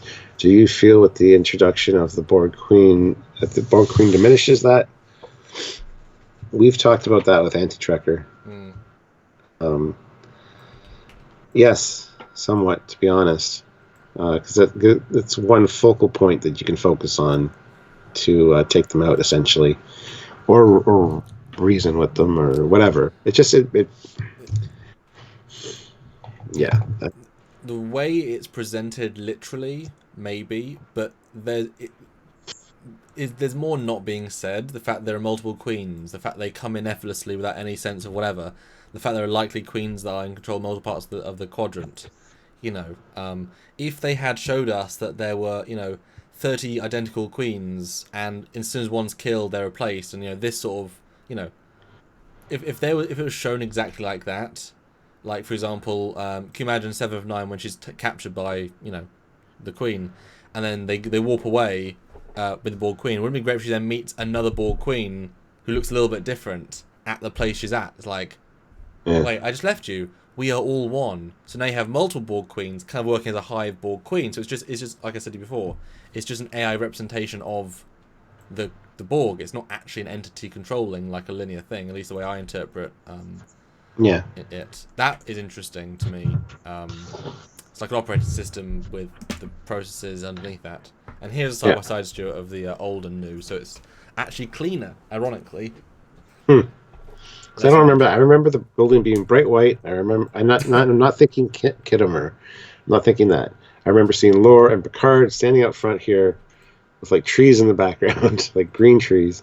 It just doesn't look like this. You know what, Stuart? In my brain. Were you hooked on emotions again? Were you taking that emotion juice? That's exactly. I was abusing emotions at the time. But I've got off that. I went to rehab. Just raising the fingernail and just ripping the nail off and pressing it to get all your emotions in. And guys, 133 people watching, 99 likes, very few super chats though, guys. So please do help us out if you can. We really do need your support. We look for about $50 to $100 per live. We're nowhere near that. So please, if you can, help us out there. Hopefully you guys are enjoying. If you are, if we can get like $5 right now, that would make a difference. Seriously. So please do if you can. Hit like. Yeah, like is the freeway. Come on now. But then his buddy comes up, his number 1 Borg, and he says, "I'm not sure my brother really wants to be a part of our great future." And they don't even go into that future anymore. Like this idea, this strategy, this destroy the Federation is completely dropped from episodes 1 to 2, and they don't even go into it. Yeah. Like there's so much potential story, but they don't go into any of it. So it all feels flat. It's like, what's his plan? How are they going to build ships? How are they going to take on the Federation? What, with androids? It's like, dude, you need ships. Yeah. You need ships and weapons and warships and, like one force field can disable the data. Like, you know what I mean? Well, anyway, back at the sun. We can only stay here another 3 or 4 minutes. So abrupt, isn't it? Yeah. What's the warp estimate? What's the repairs on the warp drive estimate? Another half an hour. Well, we could destroy the Borg with a sun flare. Well, we won't survive. It could surge out and kill us too. Yeah. Yeah. Is that now or is that later? No, I think that's now. Yeah, and he's just like, well, it could destroy us as well. We got to be very careful. And she's like, wow. She parrots the line that he said to her earlier. I guess I'll just have to be precise, which is great. His reaction to it is like, okay, fair enough.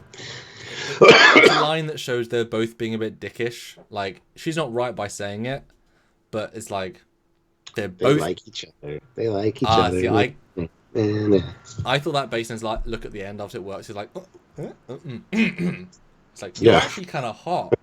I like a girl that can think and prove me wrong and put me in my place. Although I wish she'd said sir at the end of that. Like, well, I'll have to be right then, sir. Because he's like 4 rank. Oh, no, only 1 rank. Well, 2 ranks. Yeah. But Jeff Jacobs puts in 208, 108 likes, get to 140, hashtag Picard like spike. Yes. Hashtag make Jeff pay. Yeah. And we got $5 from Tenchi, 2K7. Good to see you. The Borg were so blah in this episode. Thank goodness for First Contact. Oh god, yeah. That is the next time we get Borg, isn't it? This isn't the Borg. These are the Renegade Borg. Yeah. So, SWTX Chaser, $5. Lore equals make Borg great again. And Ginkgo Yoki, $10. Oh, thank you very much.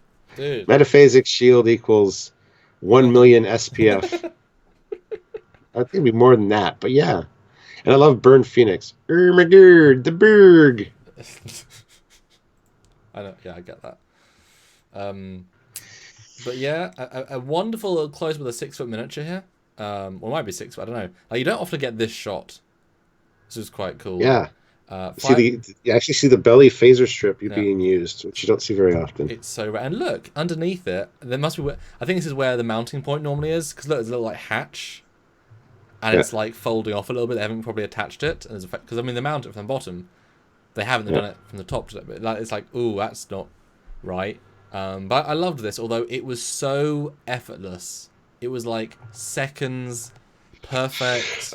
And they didn't even have to move. They didn't have to move. They should have fired and then had to move the ship because the Borg was sitting essentially above them. But they fire, you see the Borg, and then it hits them. And where's the Enterprise? There should have been extra little bit in there. Yeah, I mean, if it's this effective, why isn't every ship? It's like the Holdo maneuver. If it's this easy, I'm sure this could destroy a cube. Just go to the sun, do this one thing. You've got the shields, you've got the phaser. Literally effortless. There are no steps between idea and functional solution. You know, there's no challenges, no remodulation, there's no anything. It's just done. And there you go. The entire Borg renegade ship destroyed all the people. Done. Nothing. No fanfare. You never get to see inside it. You never get to see how many people on it. You never get. Oh, okay, gone. Yeah. Dead. Done. Wow. Well, Jersey puts in $5 Canadian. Thank you. When you consider that the Federation Klingon Romulan forces were facing 30,000 Dominion, Cardassian, and Breen ships in When It Rains, Lore and his one ship is nothing. Well, exactly. Well, a Galaxy-class shield's down to 30% is more than Dominion ships can do, theoretically. And it was only shooting once slowly. 6 shots and the shield's down. Dominion take more than that. So I would say it's probably a more powerful ship, but you're right in terms of numbers. It's close to a Borg cube in terms of power, in a sense of close to a cube than it is to a Dominion ship, I'd assume. Yeah. And Sam U. Ray puts in $2. New Star Trek Picard leaks are not sounding good. Yeah, but that's all bullshit anyway. Most of the ones that I've seen. The problem is, I've heard the opposite as well. I've heard good stuff. There's a problem with leaks, though, is that people actually seen 3 episodes or 1 episode. So leaks are now just people talking about it theoretically. So leaks kind of, but I don't want to know anything. Like, stay away. This is not, Guys, like 2 days away, guys. Just don't read anything. Just enjoy it in 2 days. Seriously, calm down. Watch it when it comes out, and then watch us talking about it. And Charcia puts in $2. Thank you.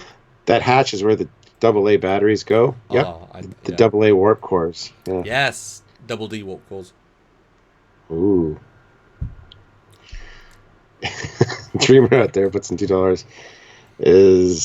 That is the door to the port. Mm-hmm. So I said. Yes. Absolutely. It's so quick you barely notice, but now we're doing a full view. It's interesting to see. Yeah. All right, so they destroyed the Borg thing. Not Borg cube, Borg ship thing. Anyway, they're back to the planet now. And Geordi won't survive another session because Data comes back and says, "You're killing him." He won't survive another session. I didn't come for him. I came for you. And he grabs Picard. And I don't understand this because they specifically said that they're putting things in his brain to change his brain material into mechanical, basically, and then delete his organic cells. It's like, once that switch is flipped, he should either be dead or not. This isn't a process where it gets worse over time and then can be fixed. I don't understand how it could be and recoverable. Like, all I can sense is that Picard's lying, try and make him feel worse. Like, really, Joy's just like, oh, my head hurts. Like, I think he's just bluffing. Like, he's just lying to make him feel worse. I'm sure he must, it felt weird based on the preset conditions of the experiment. Yeah. And JD Brispos, Trekyards, what are your plans for the Picard premiere? Pre-show hangout, watch along, post-show, later review. There will be a Thursday night. There will be a first reaction from myself, and then Friday will be our full episode. Well, full breakdown and review Plus with both of us. Short spoiler review, maybe a non-spoiler review, and we're going to film sub-videos to release over the weekend and during the week. It's going to suck for me editing-wise, but it's going to also be a lot of fun editing-wise, haha. And we know that it's coming out earlier for America, like a lot earlier. So I'm trying to avoid spoilers. So please don't be posting spoilers, even though people are going to want to talk about it. At least wait for Canadian live, because they're obviously screwing over. I mean, it's as if the US don't realize the internet connects the world, and if you release it 16 hours earlier in one country, people are going to the internet crosses borders. So English people who are a full day later will be spoiled if they have American friends, and Canadians who have a lot of American friends, or people they tolerate, and say, hello. Hello, eh? Where are those Picard spoilers, eh? Like, what a terrible plan to release it then. They should release it at least simultaneously with Canada, minimum. But whatever, so we'll, whatever. But try not to spoil people, at least until, you can say Friday. Friday is the day that everyone has access to it, so wait until Friday, and then we can all talk about it, and then we'll go wild. But I certainly want to do maybe a predictions video on tomorrow, I guess, tomorrow night. Just talk about things and bobs. If you guys have been interested in joining us. Don't know if you're available, Stuart, but like a last day. Tomorrow's Wednesday, right? Yeah. So I can't do a TNG review. I can't watch a thing, but I can do. Yeah, we can have a just discussion, I guess. Yeah. I can celebrate the last few minutes before Picard, sort of thing. Yes. Right. Anyway, so he takes Picard, and Picard starts, basically doing the Kirk maneuver. You convince the computer. Yeah. Your programming tells you that these things are wrong. You're beginning to sense the truth. And again, I felt like, well, if he's programmed to think his program is wrong, then who's to say the new program he's put in him isn't wrong? Like, it's just a program. It feels so roboty and undermines Data's character. Yeah. And Lore comes in with his super ripped, not fake abs. He says, I want to know I can count on you, brother. As proof, I want you to kill Picard. Yes. Yeah. But we also get Hugh saying the whole, let's go attack him. Hugh, I can't help you. Fine, well, let's get us up there. There you go, done. That's that scene. Back to Lore. Yeah, pretty much. And Data says he can't do it. He can't kill Picard. And he's like, yeah, that's what I figured. But I'm willing to make the greatest sacrifice of all, my own dear brother. Yeah, I like the idea of that. I like the idea that he's so, zealot that he'll prove. Because that would be a good convincing to the Borg. I mean, although just, they don't know what he's capable of, so just stun him and then reprogram him. I mean, it's, you can just delete his programming again. His safety is ethical. He's an easy fix, mate. Just, re-hack his programming to hotfix 1.26. Kill all humans, Yeah. And then Hugh's here all of a sudden, for some reason. Yeah, Hugh's in the background. Again, looking small. And he charges Lore and... Well, why does he charge Lore? Because he almost shoots him. Data. Then there's a firefight, and everybody's getting picked off. You know how it is. Except Picard, that no one cares about or no one touches. Yeah. Pretty much. But some busy, cluttered scenes of phaser fire. Anyway, but Lore's got a way out, and he talks. Data follows him and says to Data, basically, I'm willing to forget what happened back there. We don't need anyone else. Even goes on to say, I'll give you the chip. There's more on it than just emotions. There are memories. Memories our father wanted you to have. And he actually dials back the feelings again and gets blasted. Without me, you'll never experience emotions again. I love you, brother. And I love when he deactivates him. I actually had to rewind and watch again because his pupils go... Yep. Which is great. So subtle and so much money went into that. And it's so nice. I wish there was a gentle close-up on it. Yeah. Yeah, same thing. Didn't notice it. I you just burn through... What? I thought I had misseen it. Oh. But anyway, yeah. Yeah, you just burned through the entire resolution of the story in, what, a minute of explanation? Yep. How come? Because that's all there is. There's no meat on these bones, man. Nothing there. Yeah, it is a amazingly quick turnaround from laws in power, gonna kill Data, to literally the resolution in under 3 minutes. It's really quick, as if they forgot they had to finish the storyline and was like, what are we going to do? And they don't even explain why the Borg are attacking each other, because they just sort of do, and it feels random who's hitting who. Well, we saw Hugh there, so I assume there are other Borg that were with Hugh that are attacking the other Borg. But yeah, and later, in a second, because after they shut down Laura, that's basically it. The Borg are hanging around, they're helping each other up, they're doing whatever. The fights, the epic firefight with laser guns stopped off screen casually. Yeah. So they can have a conversation. Yeah. Oh, hold on. We got another super chat. We got $2 from Ginkgo Yoki. Thank you. Ginkgo Yoki. Picard honed his Makbar. Makbara. Oh, that's why things missed. I like that.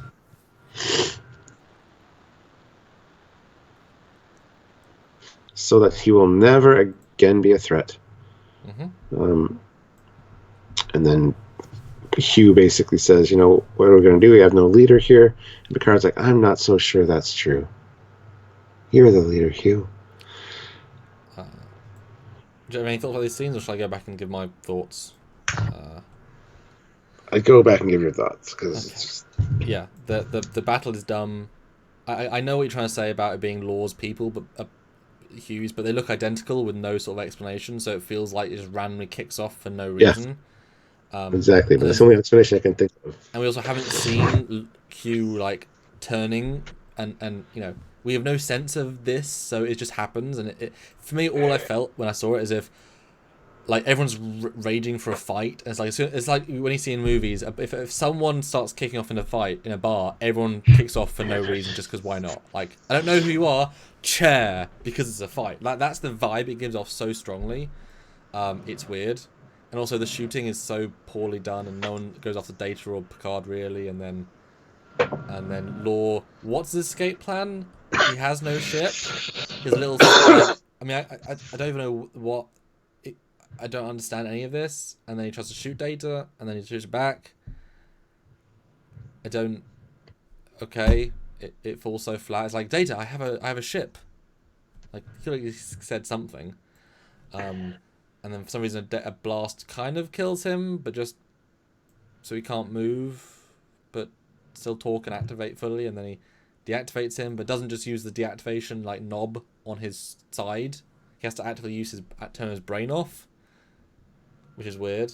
And then it's so quick and abrupt and over and feels easy, and then the next scene feels so disingenuous. It's like, oh, the Borg are fine now. Yeah. And then the most embarrassing bit is that after they're like, Hugh, you're the leader, Picard's like, great, well, you guys deal with this, we'll be off. And it's like, what? So you're going to leave renegade Borg on this planet? Remember at the end of Iborg, they're like, if you want, you can stay here with us. This was never given as an option now.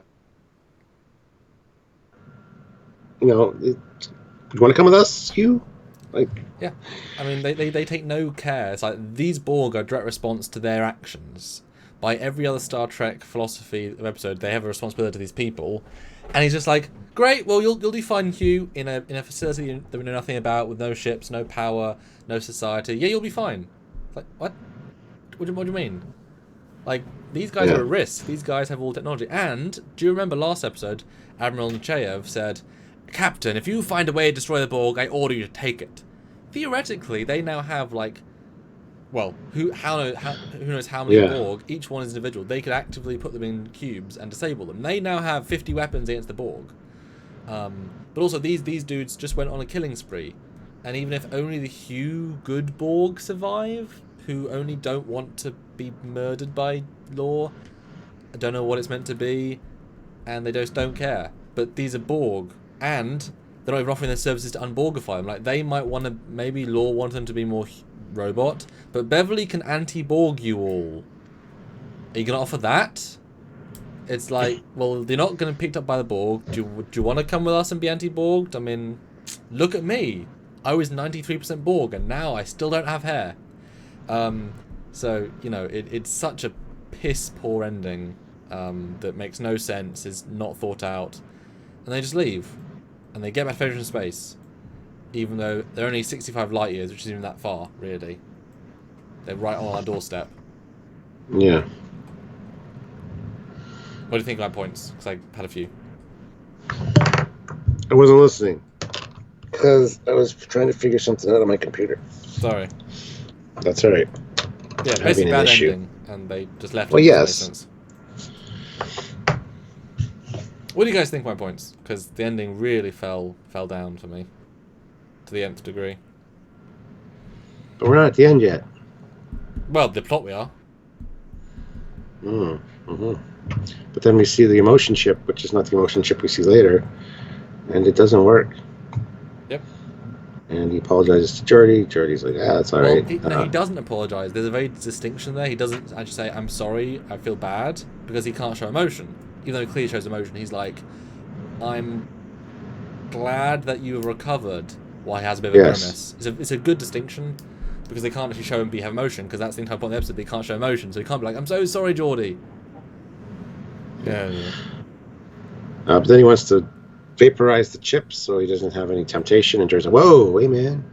Yeah. You know, I'm your friend. Like in the first part of this episode, in part 1, he says, oh, Data, I'm not going to let you try to put your life in danger to refuel this emotion on the holodeck. I'm not doing the authorization override. And here he's the same thing. He's like, what kind of friend would I be if I didn't, you know, at least have the option to help you in the future? So, good ending scene for everything that happened. But it's just the Data and Geordi's story. Their bits in this was good, you know. And Dream out there says you missed a super chat. So if you want to jump back a second. Let's see, where are we? Yeah, Dream out there, $5. You can see bits of the Borg ship set here and there, showing they assimilated this building, and the Borg insignia is all over the place too. Yes. Somebody asked, what did the Borg need with this emblem? I thought the same thing over the many years, but I assume it's either the race that started the Borg, and it's just kind of gone along with them, or it was one of the earliest ones that they assimilated. It just became a thing. But yeah, they don't really need an emblem.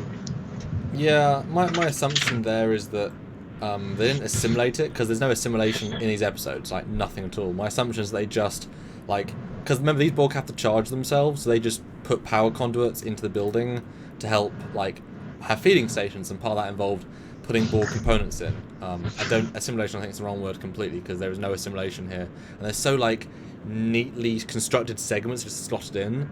It's not like the walls are changing, they just put pipes up against a wall, you know? So I disagree, but I know what you're trying to say. But yeah, there's a little bit of that. But I'm not saying they didn't assimilate it here. I mean, early on in the Borg's development, because apparently this emblem was seen earlier as well. Somebody was saying that in yesterday's chat. I just think they just made them because they're proud of being new ex-Borg. I don't know.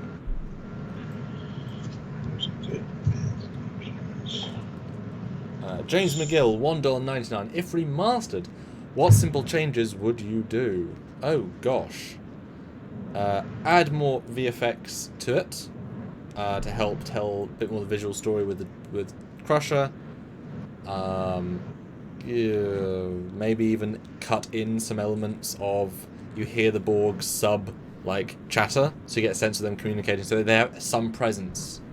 If you could refilm it, I'd have them assimilate Geordi, Picard, and Troy in the first scene, but it doesn't work the same as it would if you're a drone, if you're a collective Borg, because they're not connected anymore. But it still like screws them up and does stuff, and that allows them to be tortured and information. I mean, you know, it's really useful to assimilate them. You know, I maybe have Law. It revealed that Law's actually directly affecting all the Borg. Like he's tapping into one of their neural matrices and he's mind controlling them. Like I'd have that be more literal. That he's just he found Borg that can't think and he just replaced that with a signal like he did Data. And I'd make Data a drug addict. Those are changes both doable and non-doable that would improve this episode drastically. Yeah, I don't know what other changes I would make except just delete these episodes. Yeah, I don't know. They're just. Yeah, now is the time though to go into scores. We finally hit season 7, and we want to know you guys things. So put your score out of 10 for all of TNG. And if you remember season 7, then out of season 7 is fine. And we'll give our So Stuart, what is your overall more detailed review of this episode? Now I've watched it, and do you think any different now we've listened to it and reviewed it together? No, still shit. It's got some interesting aspects, like the whole sun, going into the sun, using the sun as a weapon. It's really cool. Again, I thought that was in a separate episode altogether. Well, it was in a sense. Yeah. The Geordi Data friendship thing, and Data having to inflict pain on Geordi is interesting, and I think those are the best played scenes in this whole thing. So those together are fine. So you're saying it's a couple of it's mini episodes.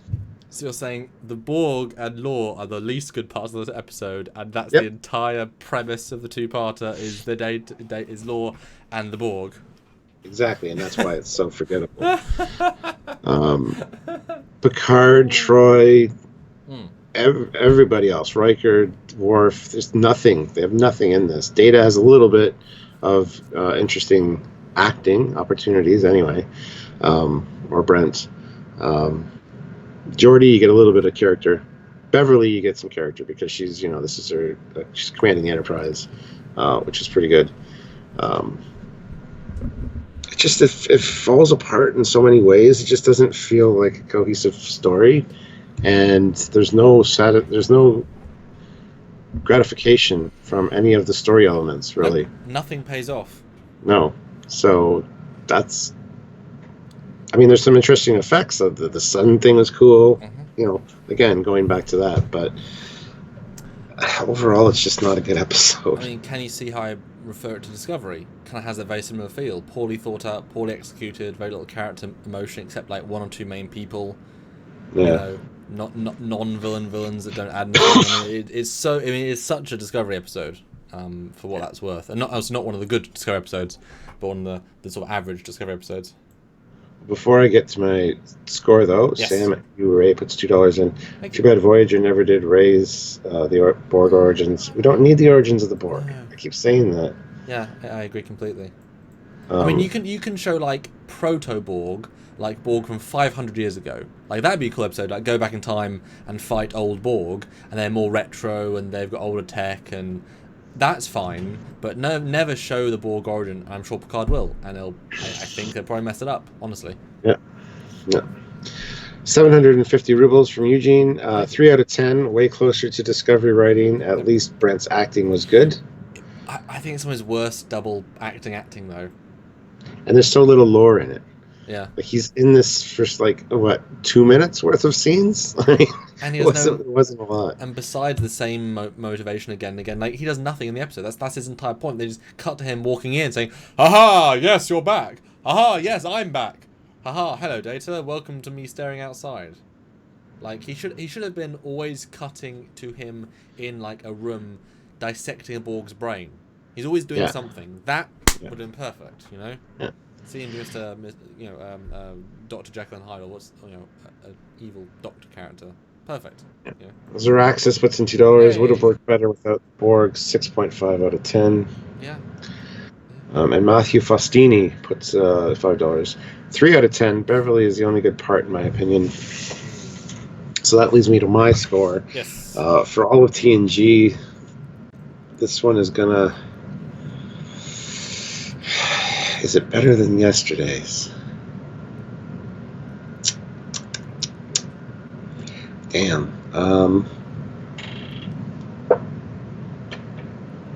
What did you say yesterday? Do you remember? I think I went with a 3. I think we both went 3. Yeah. I think I went 3.5, but This one I'm gonna have to put just in the same ballpark, just because it's shit, and it's, even though it feels like a separate episode all to get together, it is one piece. So I'm gonna give it a 3 as well. Just to, I mean, there are some interesting aspects to it. Like I said, the Borg ship getting destroyed and things like that. So there are cool bits to this, and Geordie's acting is great. I'm recounting that story of the sailing. So yeah, it's a 3. It's got some good elements to it, but not good. So I'm going to jump right to my score, then I'll go back for the review because I want to explain why my score, why you're saying that. For me, part 1 is much better than part 2. Because the promise of more, the characters have more to do, the pacing's a lot better until the end. This one is basically a bad TNG episode. You know, it's one of those rare ones of, even season 1, very few are bad. They are like, oh, that's not great. This, for me, is a 1 out of 10. My lowest ranked episode so far. Wow. Yep. Wow. Yeah. I mean, I can maybe get 1.5, but I mean, this is bottom of the barrel. No one does a good job. No one is given good stuff. Geordie is barely the closest to, and they are so superfluous. The plot doesn't mean nothing. It has no resolution. The Borg mean nothing. The lore means nothing. He gets the emotion chip. That's as much as you can say from this episode. It's as close to a bad episode as you can possibly get for TNG, where nothing works. And also bad set design. And yeah, it's just a poor on every single front. And even Brent doesn't save it, you know. So yeah, 1 out of 10, honestly. It's the worst TNG episode I've seen so far. Like, Code of Honor is better than this, hands down. No, I mean, The Child is better than this. The Child is better than this. Yeah, it feels more Star Trek, I guess. Yeah. Kind of an alien life form, and yeah. Yeah, because this is they should know better. This is everyone dropped the ball in this episode, in this 2-parter. Like, this one they just didn't care. They just try to rush it, get out the door. I love the production history of this one because it's just bad. I mean, this is worse than most Discovery episodes, honestly, because you know what they could do. You know, it's worse when it's like, you know, just bad. Yeah. Picard is just like a hollow shell of what Picard would be. Yep. It's just, like I said, it feels like that last day of school. You just want to get the hell out of there. You're just there because you have to be there. It doesn't feel like they had any kind of investment in it. It's just like, I need to get my paycheck and get out the door. So because no one has anything to do, so no one here has a reason to act. You know what I mean? Apart from Brent and Brent. Yeah, and it also feels cheap. It feels like a really cheap episode. Cheap sets. They're reading Borg costumes. That's not like it's fresh. Brent played twice. You know what I mean? It feels a cheap episode. And in terms of epic season opener, are you kidding? Yeah. I mean, what a awful. And considering, you know, this and All Good Things, same season. I mean, the stark difference is just staggering. You know, so yeah, this is a terrible episode. What do you guys think? I'm trying to think of what is next as far as an episode. Like, would it make a better season? It's not bad. The next one's Liaisons. It's not good, but at least it's interesting. Yeah. Well, we've got a lot of scores here. We've got 2 out of 10 for the episode, 4 out of 10 for Crusher, 1 out of 10 for the Borg, but 8 out of 10 for Laura's bodysuit. You're welcome, fangirls. 0.08 out of 10. Yeah. Wow. Now, James Roberts puts in a great point. Shades of Grey, which I believe is the flashback episode. Yeah, it's the last episode of this season we're on. That we're going to watch pretty soon. I can imagine this is better than that, because that's a nothing episode. I'll probably be on my phone half the episode, because it's just nothing. But I mean, that's good though. Good for noticing, because if this is a 1 out of 10 for TNG, and that's worse, I've got to keep that in mind, because I think Shades of Grey is better than this, for sure. Well, you've got more wiggle room, Stuart, with a 3. I haven't got any wiggle room. I've put myself in a corner there, Stuart. This is now the worst TNG for me, so I've got to find something worse than this. Yeah, but I'll probably honestly give Shades of Grey a little bit higher than, or at least the same score as this one, just because I don't hate it. But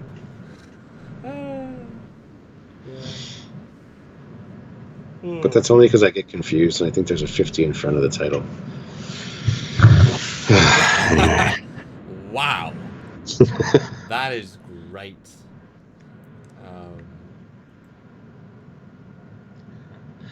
Yeah, Anyway, there you go. We somehow managed to make 2 hours. I would thought we were going to go short here because I did too.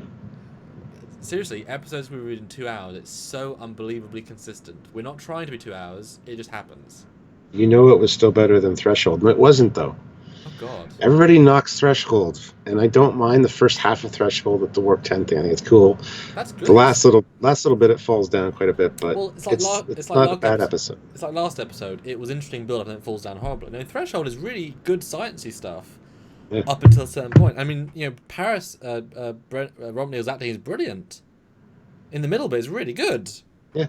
And the image is good, and yes, the end is. And the makeup is amazing, and there's a lot of great stuff about Thresholds. This is it's head and shoulders above Threshold. I mean Threshold is head and shoulders above this one. Sorry, is what I meant. I mean, the thing is, this is bad in every criteria. That is bad in one way. It's the end. But a terrible one bit doesn't ruin everything. You have to look at the whole thing as a because if you cut it if you cut it off before the turning into squids, whatever, and just change the ending, it'd be a fine episode. It'd be average Voyager, with some really bad framing, and I remember from that it was pretty poorly filmed. Yeah. And Jill47 puts in $2, 0.0 out of 10. I had to rate lower than part 1. Woo! Yeah. And Joseph Petrie says, pointless episode deserves to be skipped. I mean, I'll be honest, I was going into this one saying, we'll see Hugh again, it'll be important for his storyline. I mean, are you joking? I mean, can you imagine the actor, Mr. Delarco, being brought back for like, want me back, Mr. Delarco? How many lines do I have? 4. And they're all exposition. Well, I mean, more than that, but yeah, I mean, God. Wow. Yeah. Oh. So basically, Stuart, our last Picard episode is this garbage. Our last review before Picard show is garbage. Is that a good sign? That's not a good sign. Although now we'll have to enjoy Picard compared to this. We've seen bad. Cyborg was good, and the one before that was good. So we're going right into awful. So I hope the contrast will be more visible. Yeah. Well, join us tomorrow night, guys, where we talk about speculations for Picard and stuff. I guess figure something out to talk about. Yeah. But I'm gonna rewatch the trailers and try and have some predictions and and I'm also going out for dinner with somebody, so I'll have a few drinks in me, so that'll be even more fun. Why you laugh? It might be tipsy predictions. Everyone's ready for that. Yes. See you tomorrow, guys. Anyway, guys, thank you for watching. Yeah. See ya. Bye, everyone.